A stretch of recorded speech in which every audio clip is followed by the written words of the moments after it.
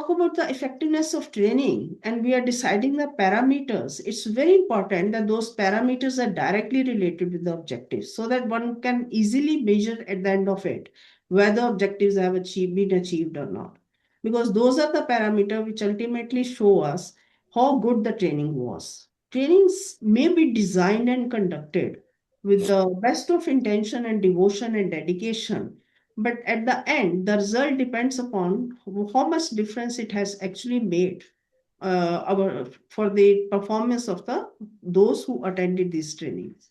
So these performances, as I said, they are different parameters and there are also different frameworks to measure the effectiveness of training. There are a couple of, but there's not much of a difference between what I have seen is there's not much of difference from one framework to the other, except minor differences. Somewhere they add return on investment, somewhere they add performance, etc. But basic parameters are same. So today we have our host. This episode, this podcast will be hosted by Ms. Jaspreet Kaur. Mrs. Jaspreet Kaur, she has expertise in talent management and organization development, leadership skills, and she also has the expertise to use psychology for HR. There are two very experienced panelists with us, Mr. Amit Hans from Chandigarh and Mr. Sukreet Shome from Calcutta. They have joined us. Welcome to both of you. This is the first time you are on our podcast. So over to their detailed introduction will be done by Jaspreet. So I will hand it over to Jaspreet now. Jaspreet, take over. Thank you. Thank you so much, ma'am. Good morning, everyone, and Happy New Year to all. So, I welcome everyone who has joined here, and I'm really grateful that you have taken time out on the Sunday morning. So, today we are going to talk about, we'll dive into the world of training and development, where we'll discuss the most talked topic of training world, which is training effectiveness. So it's a foggy morning in Chandigarh, but we will lighten and brighten our discussion with our two experts we have today, Mr. Sukreet Shome and Mr. Amit Hans. Thank you so much for joining us. So Mr. Sukreet, he is alumni of IIM Shillong and Chief Growth Officer of Zehava Group. He has 26 years of experience, which includes 18 years in leadership roles. We also have Mr. Amit Hans today with us. He is founder and CEO of Brand My HR. He has more than 19 years of experience and he has trained more than 250,000 employees of different organizations in the field of sales excellence and leadership strategy. Thank you so much, Sukreet and Amit, for joining us today. So we'll start and try to understand with you, Amit, what is training effectiveness and why it is so important? Okay, that first question is something that that I've heard over the last 22 years of my training program, and it is the most commonly asked question. Every trainer would know that whenever you're meeting a prospective client and industry, they generally ask, that what is going to be the return on investment, what is going to be the impact of this.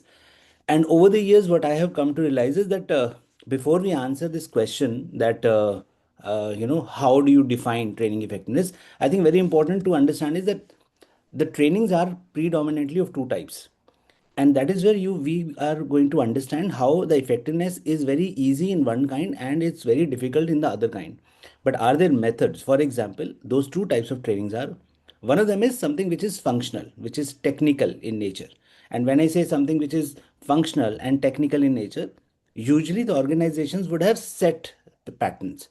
For example, a test can be conducted, which is a pre-training program, and then then there is a training, and then post-training the test can be conducted. But the interesting one is when it is about the behavioral side of it, not the quantitative side of a person, but rather the qualitative side of a person. And now this is where the biggest challenge is that we can have a post-training impact assessment, but the point is, was there a pre-training evaluation, which is generally not there, which can happen only as a process, not as an event. And unfortunately, we have seen that in India, a lot of training programs are more event oriented. They are, flash in the pan, one day outing, etc., but not as a process. So this is where it becomes very difficult. My definition in the second one is very simple because the first one is known to everyone. In the second one, it's very different. So if the Monday looked exactly like the Friday, the training program was ineffective. So for me, that's a very simple definition. All right, and I believe that once you are able to bring about the change where people can look at things from a different perspective, all right, they are able to bring about a change in the way they work, they look at work, all right, or they start observing, approaching problems from a different manner. I think that then training programs are effective. Obviously, we all know that there are models like Kirkpatrick's model is there, which are all there. But I believe that a part of it, a major part of it, is how do you start looking at your work after the training program has happened, and obviously the results can be shown. So this is my understanding, and I would love to hear it from you people also, because this is only one person's perspective, and I'm sure there are infinitely other possible perspectives. Thank you so much, Amit. So, this brings to my next question, which is for Sukreet. So, what are the common methods, Sukreet, you use to evaluate the training? Okay. Um, so I'll take a bit of a stand from what Amit left at. One is uh, the importance of measuring the training effectiveness also has an impact on how we design our future programs, right? So based on the effectiveness which is there, so it's not necessary that we do a training and it has to be effective every time, right? There can be areas of improvement and which is gathered from the effectiveness measurement, so that we can make the contextual changes, right? The methods typically that is used, if you look at it, the most common method, first and foremost, barely, I think not even 50% of the organizations globally, look at measuring the training effectiveness. That's the reality. The exact figures are much lower than 50%. I'm just being a bit, probably what is not documented, taking that into account. Primarily, if you look at it, it is more on uh, how did you like the program? So the stakeholder that we look at here is the participant stakeholder, right? So participant stakeholder, whether you like the program or you dislike the program, and that's where I think majority of the training effectiveness, or the training measurement that is done, ends up there. So we look at whether you like the training program, whether you like the ambience, whether you like the food. So you have all kinds of happiness index that is taken into account, and that is a measurement that is there. A couple of organizations, when they want to get into the next level by saying that what is the iota change that has happened by imparting this training program, right? So if it is knowledge based, right, so I can actually test out knowledge by having a pre-test and pre-training test and a post-training test, right? So there can be which can give you an immediate reward by saying, okay, fine, this is the immediate impact of the training program that is there, where we this is what was your levels of learning before the training started off, and after this training this is the levels of learning which is there. There can be primarily we use a lot of mcqs in that. We use a bit of a uh, you know uh, subjective questions also. But when you have subjective questions, you need help of another one to analyze and give it back to you. So the results are not immediate. So these are the two primary methods which is very commonly used, right?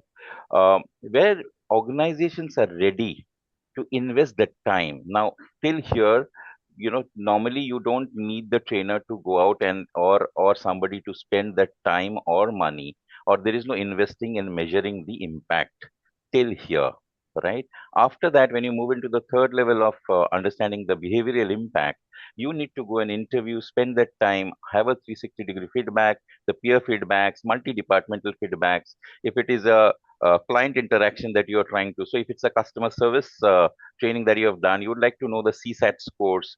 So there is an investment of time and energy of the L&D team, so which also means a cost, right? The organizations which are ready to invest that kind of time and energy and cost, then you get into this third level, wherein you get into the impact of the behavioral trainings and further impact on people for it, right? Um, Further down again, if the organizations have the patience to really spend that time on the L&D perspective, wherein you look at the fourth level, you look at the results coming in, which might be around at least 60 days to 90 days window. So you have to give at least a 3 months window for the impact to set in. So say for example, it's a sales training if someone gives, and you have say that okay fine, this is you have to follow a particular beat plan or a particular geographical plan. The plan execution itself is going to take a month's time, right? Then for seeing the results you need at least 2 to 3 months. So it all again depends on, and here there would be obviously mentoring, coaching then by the trainer or internal external trainer or internal personnel, which again has a time investment. With time is money, so there is an investment there. And if the organization is ready to wait for the 90 days and do that rain check of how it's worked out, then that can also be done. So that's the level which goes in. So that's the final level of finding out what is the impact of that training, right? Then you move into returns. You look at the sales difference. Here, there is a lot of investments that is required again. So, if you ask me, I think if I train in, say, 20 organizations, there will be barely one which goes up to the fourth level also, right? By third level, it's almost complete. So, third level also, I'm saying probably 2 out of 20 organizations or three. So, first, it's primarily first level, and some of them don't even look at the first level, right? So, it all depends on how the client wants it. Then looking at sales outcome, it's very difficult in the first place to figure out what exactly changed the sales outcome. If I look at sales, it is easier. Probably, I will not say easier. It is comparatively, relatively more measurable in a concrete way for a customer service kind of a stuff, wherein you look at figuring out how many calls used to come in, and how many satisfied customers and how many are not satisfied today. So you can measure a, tangible measurement there, right? But it is very difficult when you look at sales. The moment you say that we also gave sales incentives, we gave a lot of other things. It's very difficult to figure out what actually triggered that increase in sales. So if you want to really deep dive into it, then you have to do a lot of calculations, a lot of time invested. And if the organization is ready to do that investment, then it is absolutely fine. Then we go to that. The final one obviously is on the ROI bit of it, right? Uh, very, I think it's very rare that someone says that we'll get into an ROI. Only organizations which are going for almost 1 year kind of a contract, and you're saying that we will have regular interventions, there we start talking about ROI, because based on that ROI, if it is positive, we continue next year or we don't. And I think that's something which is ideal, where everyone should be going in for. But I think that's something which is very rare. It is practiced very much in very large corporates, the IT industry, big time. They have separate departments for impact study and global impact studies. So there it is very much in practice. They look at a dollar change in the kind of revenue that they have come in, or a rupee change, whatever we want to call it. And I think that's where it works. So that's all the methodologies which are there. Primarily, the first one is used mostly, the happiness index, and you are happy about it. But believe me, we always say that all the stakeholders, interest has to be, taken care of if you really want to get repeat business from an organization. And all the stakeholders does not only mean your participants. Your stakeholders are also people who get impacted by the training that I've given there, right? And so the line managers, the HR, the organizational top management, the customers, everyone should have a positive impact. For that, you need to move into level 4 at least to really ensure that you have done a great one. Now, one thing I would say, Jaspreet, and I totally agree, the way both of them have explained, behavior takes time to change. There's no instant solution. You can read the book, you can learn a process a couple of times, and you will be able to absorb it, and you will be able to repeat it and show it that you have learned. But behavior is something very, and so what Mr. Sukreet was saying, after that first level, things are out of your hands. Okay, you have given whatever you wanted, you have taught, you have trained whatever you wanted. Then it is the hands of the organization and the people who came for the training. Now they may gain all the knowledge and skills, but if they still don't apply it, these are not things which are in your hands. So that is where the organization support, supervision, and I believe if people from the L&D staff or the program division, which are revenue generating division, who are getting their staff trained, if they are part of the training, so they will know what changes are expected. Yeah. Normally, they are not there. So Yeah. if they know what exactly happened during that training and what result should be expected, because they are going to be there after that first level with the employees. So I think it's very important for them, but most of the time, nobody has time to go for it. They send the people and they expect the miracles happening in a couple of days. As for process, I mean, private companies, neither corporate sector doesn't have, but in government sector, generally there is a process, I mean, stepwise when people should be going for training. And that is something I think private sector can learn from the government sector. Yeah. Okay. Yeah, Thank you. I agree with both of you what you said that yes, behavioral trainings take time and nothing grows in a day. So very well articulated by Mr. Sukreet that there are so many methods, but it depends that how much you're going and how much you're ready to invest in. So the more you invest, the results you will reap definitely. I have seen organizations getting best results out of the trainings. People are ready to change and they have changed, and organizations have benefited multifold out of it. So that brings me to my next question, and this is for you, Amit, that Gen Z is already in our organization. So we need some modern ways of assessing training impacts, how we can impact the modern ways which we can cater the Gen Z also. And sometimes the old methods doesn't work in the new era. So let's hear from you. Okay, so see, actually, when I hear this question, I am very inclined to look at it from from three dimensions. All right, the very first dimension is the one that you started talking about, the Gen Zs coming into the workforce, and obviously this changes a lot. And my company, Brand My HR, we have always tried to convert HR and especially L&D from a cost function to a profit function. Now, this becomes very challenging when you match these two things. And when you meet the L&D teams, you would realize that even the organizations, as Sukrit pointed out, the clients also have got to have a vision for the training program. It can't be just, an event.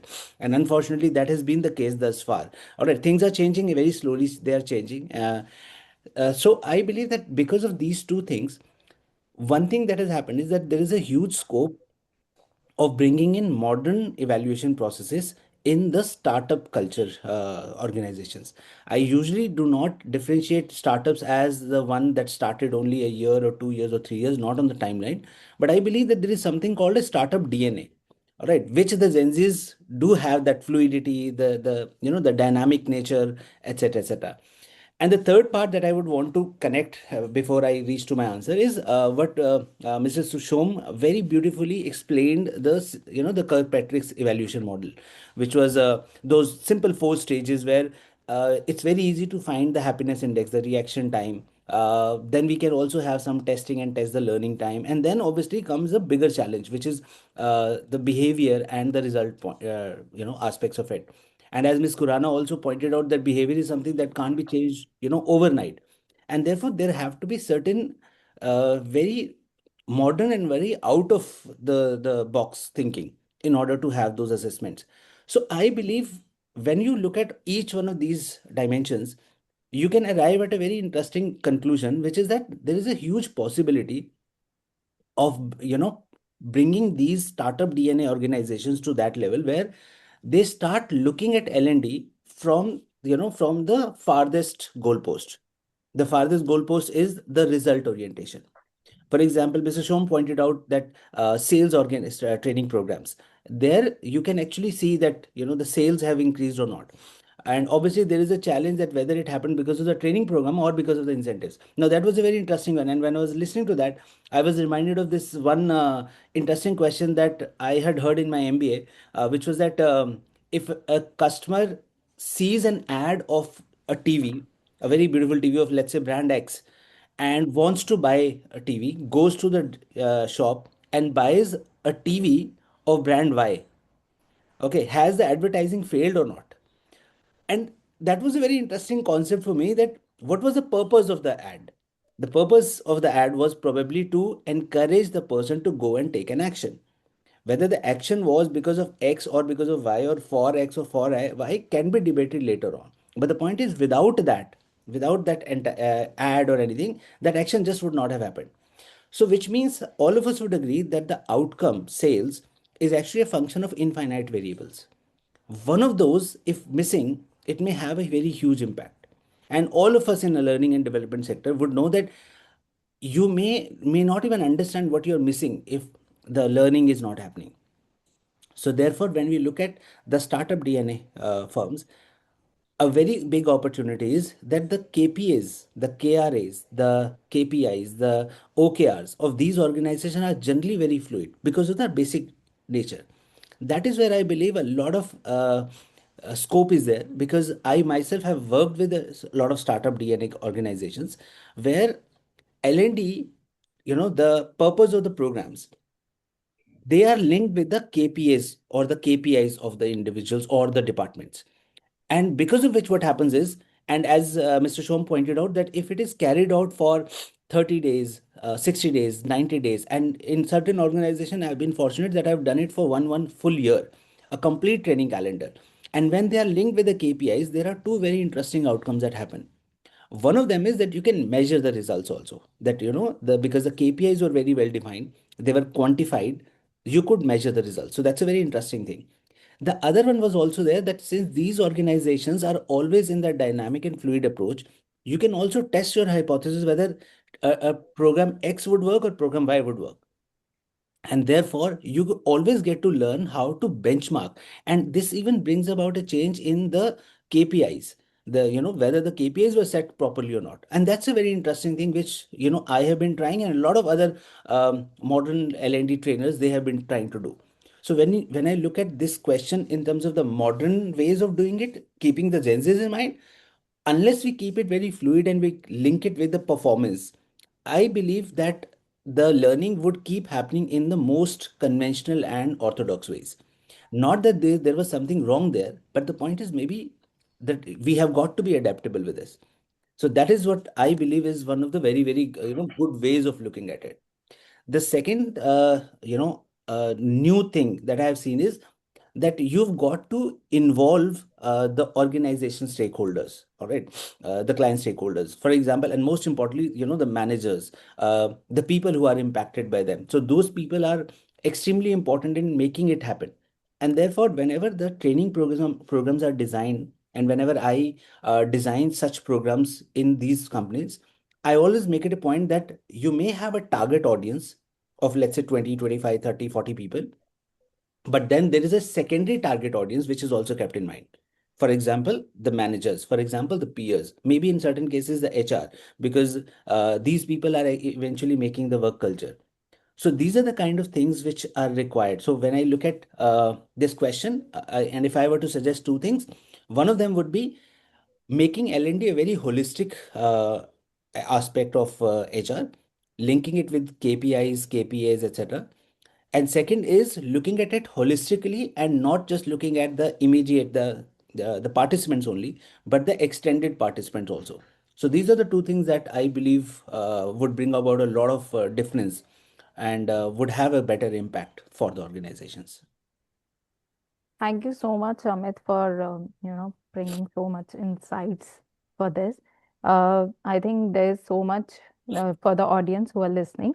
So that brings me to the next question. Like now, Sukreet, this is for you. That how organization can links, as Amit was talking about, that we can link the training outcomes with the performance metrics and the KPIs.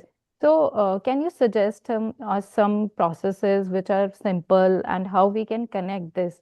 The training outcomes to the performance metrics. Okay. So before I answer that question, I'll just take you through a small snippet, okay, of in one of the conferences that I attended, and where we had the chairman of some leading mid-sized companies attending it. we're talking about L&D in certain perspective. And I had a so it was immediately post-COVID. I had a very valid question, which as a corporate trainer I said that if everyone is reducing, cost or, looking at cost, do you think it will impact the L&D sector, right?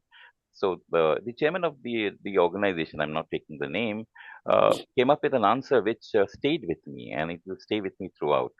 That matured organizations which looks at L&D as an investment would never reduce cost in L&D because every investment has an ROI, right? So that's where it starts from. The very fact what Amit highlighted on the KPIs and having the startup organizations looking at KPIs, proper KPIs in the first place, which I think gets the last priority in a lot of cases, right? Because normally you say that a startup would have, you have to do everything, right? You have to you from tying a two shoelace to the managing the organization, you do everything in a startup, but you still need to have a KPI, right? Until and unless you have a KPI, what will you measure, right? So that's where I think it's coming from. And matured organization, I'll use that term here, which looks at L&D as an investment, would look at level 4.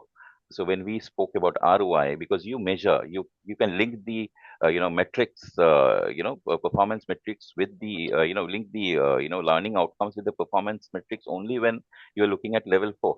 Otherwise, there's no way you can do it, right? So it's very simple. You don't need to change. So what are you tracking?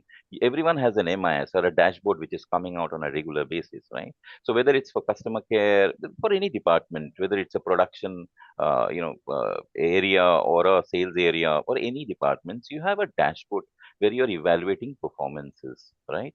While you are, imparting or deciding on what training you will, be providing to the, employees, you are very sure why you want to give the training, right? Looking at keeping in mind it's a matured organization.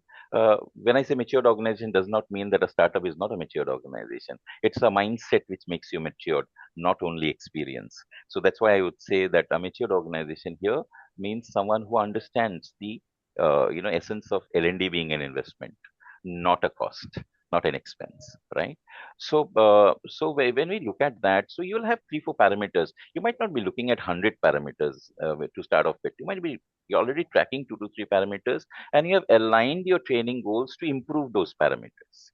So once you have aligned it, then it is very easy for you to, for us to, map before the training, what was your performance? After the training, in your appraisal, what is the performance, right? So when you link it with performance metrics, 2 things happens. One, the seriousness of the training program is, highly there. Even the learner would like to implement what has been learned, knowing that I have to, there is a performance metrics which is going to get impacted. So, so it is extremely important that we align something, the outcome of the training with something to really have an impact, right?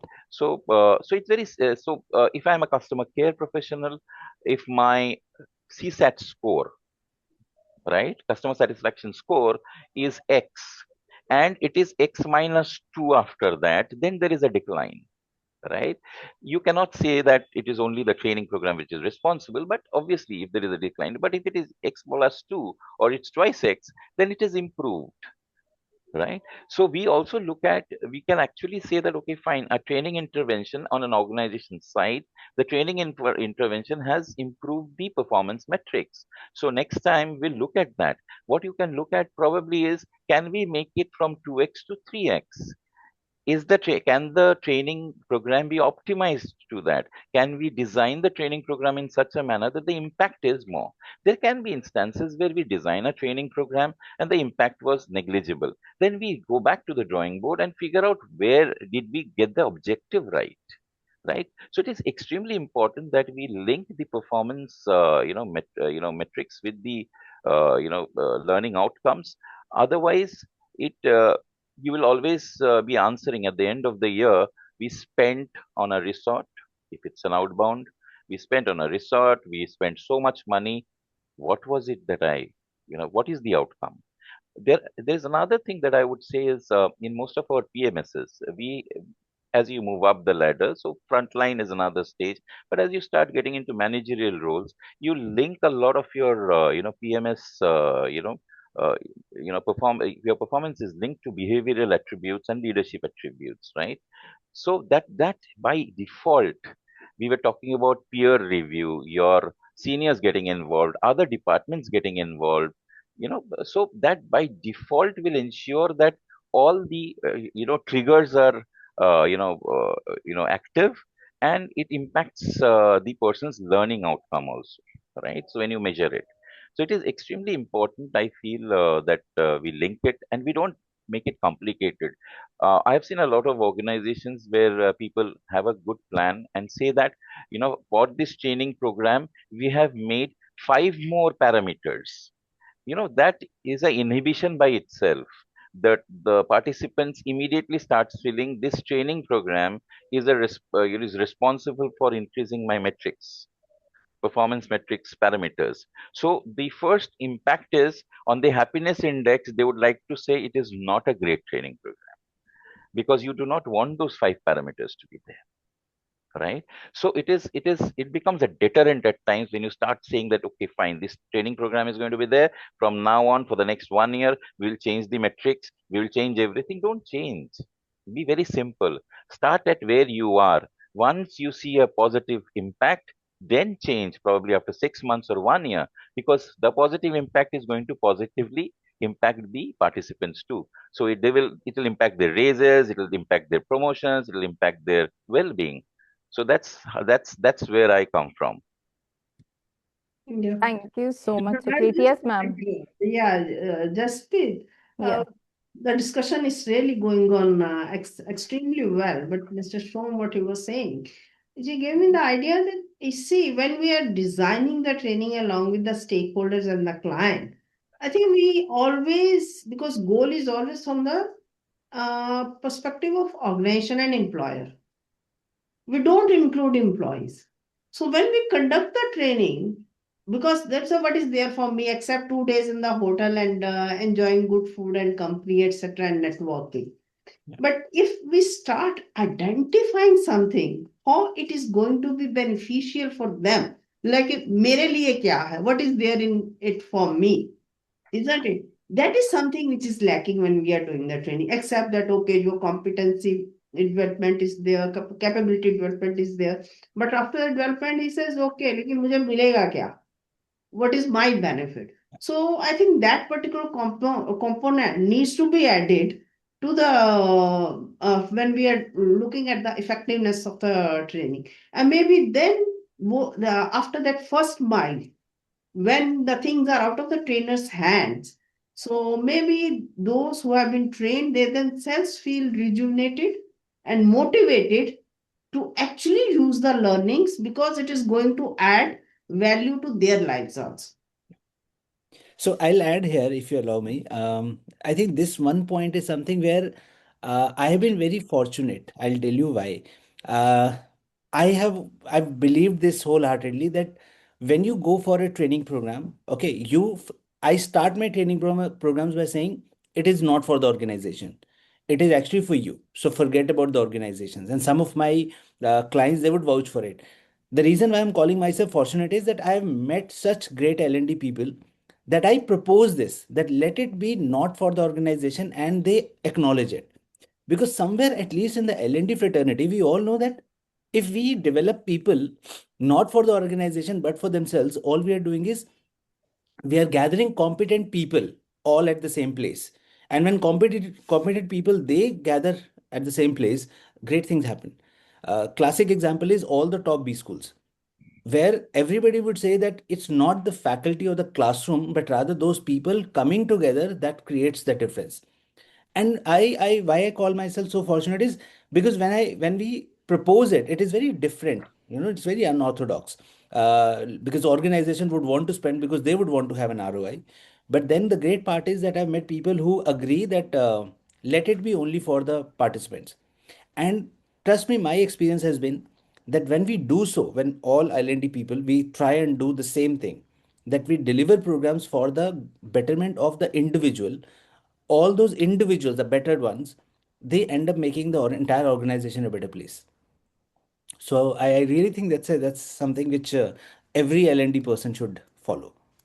Yeah, I am loving that how this discussion is going. Like we are talking so much about training L&D, and I love the way you three have mentioned that, it's not only the responsibility of L&D people because they alone can't do everything. So it includes everyone, starting from the employee to the managers, the top management, and of course, L&D and HR people are always there for the training and training effectiveness. But when together everyone comes, so that kind of results will be magical to see when we achieve that. So that brings me the question to you, Amit, that you were talking about that how manager support and involvement brings the training effectiveness to the next level. So how we can involve managers, because they have their certain targets to achieve and they need to push their teams to achieve them. So how we can involve them, how we can take their buy-in so Hmm. that we can achieve the training effectiveness to the next level. See, I believe this is the most important question when we look at the effectiveness of training program, because without the manager support, without the program is going to become one person's burden, the participant's burden. So I'll tell you, all of us can easily agree to the fact that manager's role is not just important, but it is critical. Without the manager being there, it just can't happen. But I'll give you a perspective which is very psychological in phenomenon, which I observed very early in my career, that I was taking this workshop training program for first time managers in the field of sales. Okay. So there is a conventional way in which we go. We try and tell them, because it is about people management and how you should, delegate maybe the deadlines, but not the pressure. You should delegate the target, but not the pressure, etc., etc. And one thing that I observed after interacting with them was that the participants, okay, uh, they don't take cues from the trainers. Okay, they take cues from their managers. So every time I told them to do something, it was not that they accepted my suggestion. It was that they were trying to map it up with whether their manager was doing this or not. And when I realized this, that was the first aha moment for me as a trainer, long back, around 16, 17 years back, that I realized that it can't be that we just train this bunch. And that's why that, the modern technology of training was that we've got to look at it holistically. We've got to look at the extended stakeholders also. So when we talk about the manager's role, it is so very important that without this, that can't happen. The second thing, obviously, is that as we all agree, and everybody would agree, that such training programs are as effective as they are put on the floor in the working hours, and in those working conditions, in those real life practical situations, it is the employee, the individual, and the managers who are taking the brunt. And every manager should be able to understand that at the end of the day, one individual would have only 24 hours and they can do only as much. But when they have a team of, let's say, 10 people, 12 people, it is multiplier. It has a multiplier effect. So their targets are going to be achieved better if they tend to invest in these people. So I know that an hour invested in an employee actually saves you or gives you, at least 100 hours of, work input. So I believe that when managers start realizing that that is very important, all of us trainers would have had such experience where the managers would avoid attending those classes, or they would also try and downplay that. What is the point? There are sales targets, there are clients waiting, etc. But the day they realize that an hour here is going to get them 100 hours of work outside, that is the day when this thing would become much better.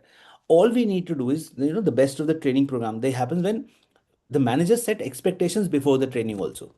So the one role that they can happen is that they should spend time with the employees, the individuals, and tell them that these are my expectations, which means even if the training program is a well chartered journey by the trainer, you should also stop the flow and ask your questions also, whether it is during the lunchtime, the conversation, or there is a right moment, but the right expectations should be told to the individual. Second is, they should reinforce the behaviors after the training also. So that is very important, that they should reinforce. What I'm trying to say is, Suppose that individual has gone through a training program. How often does the manager ask him, so what happened there? What did you learn there? And then ask probing questions such as, if you learned this, is any of that, contradictory to your currently held value system, or something that you're seeing in the system which you and I together need to work on? Now, that is going to become a very interesting thing. For example, a very easy one is sales programs. Okay. Uh, Suppose a trainer tells a particular sales technique. If it is no, if it has not been evaluated or discussed post training with the manager, it is going to automatically lose its sheen, because the environment would keep doing the same thing over and over again. So the trainers, sorry, the managers there, they are going to play a very important role there. That's why. And finally, I believe that whatever happens in the training program, if there is a reinforcement in the in the form of coaching and not in the form of evaluating, then I believe things are going to become even better, because that is where the manager as a coach reinforcing whatever was taught, there is going to be mutual learning, and not just for one individual but for the entire system, because those things are going to be discussed. So I believe that training without manager involvement, it is actually something like somebody's going for a fitness thing but without a diet plan. It will not sustain results.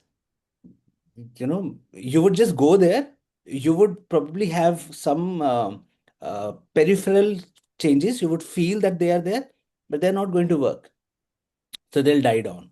And that's why the manager has to be involved and has to play an even more critical role, even more than the trainer, quite honestly. Okay, because we can just initiate the process, we can't carry on the process. All right, so that's my understanding on that.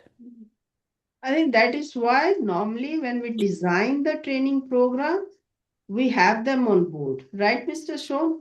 We always discuss with them. Yeah, So supervisory officer, second supervisory officer, employer, etc. And this is exactly what I was talking, that the people from that office, that program division should be there to see what happened during the training, so yeah, that they know what are the takeaways and what they can look for. Once they know these are the changes that are expected and these are the learning, so maybe they should also, one of them at least should be there to prepare the report at least. absolutely. Yeah. I was able to connect to this, what Amit was sharing, that, manager as a coach. And one more thing, that, whatever employee has learned, they should share with their managers, their, colleagues, because that helps the retention of learning. And that's why I'm sitting here as a trainer today, because I remember this happened with me. My manager was asking me that what you have learned in so and so training program. I shared with him, and then thought to share it with my colleague who sit next to me. And then my manager as a coach was seeing everything what I was narrating to him, and that day he said that you should be into a training field. You narrate and tell things, you have that teaching element in you. So that I really was able to connect when Amit was saying that if managers become coaches, so they can shape the careers, the organization to a next level. So that was really insightful, Amit. So I would I think just this, most of the organization do have this system of giving some kind of a report. Earlier hmm, it may have been detailed, now it yes, may be like bullets, that what hmm, happened during the training. And I believe the trainer also gives some kind of a report, what happened during the training, what with. And that is also there in that design of training. And it's a very good practice for everybody to be on the same page, to so that they know what can be expected at the end of the training as a effector to evaluate the effectiveness of training. truly, yes, that's true too. And when we talk about skill and will model, so we have all have heard about it. So without will, you can't push anyone to learn and to even come for the training program. If they are merely sitting there, they are not able to learn. So this brings to my next question, and this is for you, Sukreet, that what role does the motivation, the mindset, and the emotional readiness for an participant or for an employee plays in the training effectiveness later? I think that's one of the most critical aspect apart from many other critical aspects that is there, the motivation of the learners in the first place. I think this goes back to the very very discussion Madam Sunita and Amit had you know regarding involving, and I think that's what Sunita ma'am was telling, and Amit seconded it by saying that involving the participants requirement to even get into a training program, right? So why participants should be involved? In fact, a lot of training organizations, and wherever we get a scope, we also have a questionnaire given down to the participants on what is expected out of the training program, and what do you think. There are many questions that comes in, and come to know what exactly they are looking at when they're looking at a particular training program, right? So it's like say you say leadership training program. What do you mean by leadership training program? What are you offering? Is it something that I already know? You're trying to tell me after 24 years of experience you'll teach me leadership, right? What are you going to teach me different, right? So there's always a kind of a it's like trying to ask a sales guy a question like tell you how to do sales. So what is different that you're going to tell me? So I think that's very important that we know the participants' insights on what they are expecting from the training program, and they should be very sure for even to be motivated to attend the training program. Until and unless you're forced, then you somehow manage to pass the training program. You can also make out from your happiness index, scores, when you realize that there is a set of people who will always, out of 1 to 5, they'll always score you anything between 3 to 4 or a 4 to 5 because they did nothing in the whole sessions. They were just attending and they said, I like this person, so it is 4. I did not like the way he spoke, so it is 3. I did not learn anything out of it. Right. So that's you can make out from those, somewhere in the middle when you have too many people doing that, probably the motivation levels were lesser. You attended the program and you just moved on. Motivation is extremely important. We are all adult learners. So here, primarily, I'm not saying that we don't give sessions in schools and colleges, but when we are looking at adult learners as a whole, right, we want to know why are we going to spend that time there. I'll give you a very small thing. There is in my neighborhood today, there is a rally which is going on for Northeast integration. Okay, I was invited yesterday. Yes, I just wanted to, and I said, I was asking myself, why should I go? So what is it? What is in it for me? Why should I go and attend it? It's just next door. Probably you're going to give me 2 gifts. Oh, probably that can be a motivation. Will I get a certificate? Will I get acknowledged as someone who has acquired this skill after this? Is it that it is going to impact my daily lives and I'm going to get promotions in the future, or somewhere I'll be developing myself? Is it linked to my performance, metrics? What is in it for me that I need to pay attention for the whole day?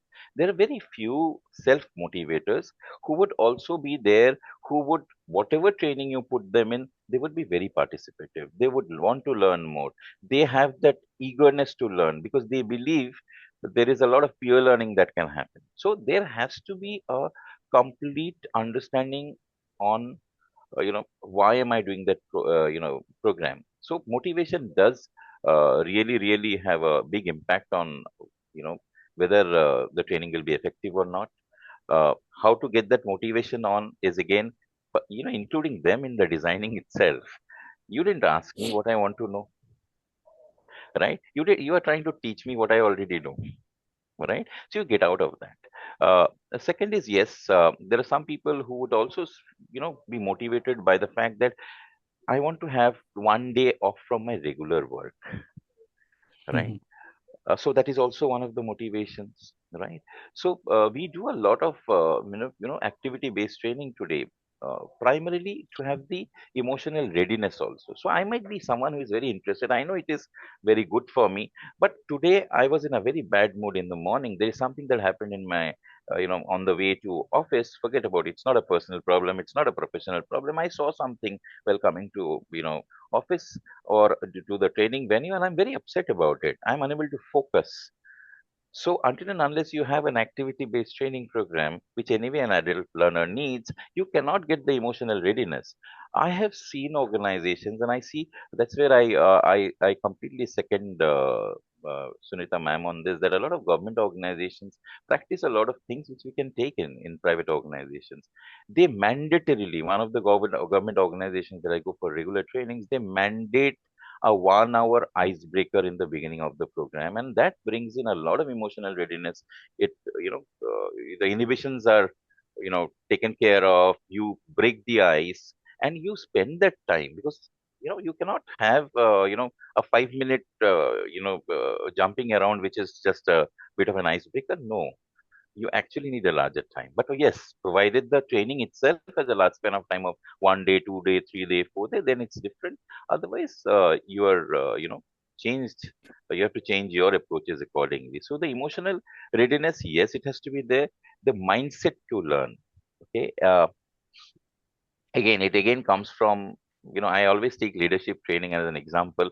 Uh, it's like if someone goes to any one of us and says, let's teach you how to do training, then I should know what different you're going to teach me, right? Mm. So why put the weight on somebody who's already experienced? So Yeah. similarly, so someone who is someone who is an extremely good performer, I know how to sell a particular product. I am a first time manager. Hmm.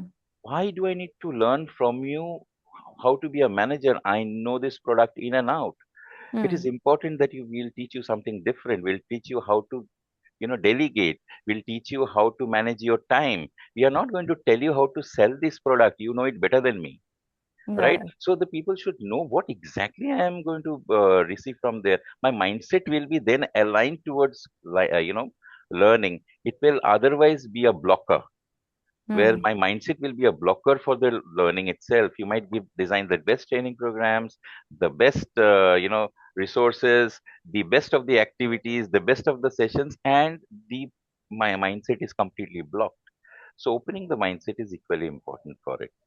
So I think that's where I come from, on the motivation, the emotional readiness, and the mindset issue being a part of Hmm. a major Yeah. requirement in training effectiveness. Yeah. Thank you, Uh, Sukreet. just a second. You remember in one of the earlier episode, I said that it's very important to know. ये हमारे गुरु ने ही हमें, the one from whom I learned, and he's a very very experienced trainer in government institutions. One of the first one who was trained, who got training as a trainer in UK, very long term training. Okay, it's very important to know whether people have come for the training or they have been sent for the training. तो जो training के लिए he says के he always used to ask कि आप training के लिए आए हैं या भेजे गए हैं. So those who come, they will be much more ready to Hmm. participate. Those who have been sent, I think trainers have much more responsibility to Hmm. pull them along and bring them on the same page when it comes to emotional and motivational part. Absolutely, ma'am. Yes. So, I'm loving this conversation. I can, keep talking with all of you whole day, but keeping the time in mind, I'll ask my second last question to Amit quickly. That, what shifts you think that a trainer or a L&D team should bring as the world is changing at a very fast era? So, some changes from your side that can, help us create more impact in the field of training.